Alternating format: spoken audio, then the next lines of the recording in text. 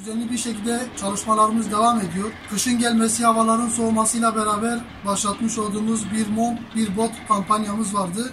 Bugün de bu kampanyamız çerçevesinde yetim çocuklarımıza bot ve mont hediye ettik. Severlerimize hem de bu işte çalışan gönüllü kardeşlerimize teşekkür ediyoruz. Allah hayırlarını kabul etsin.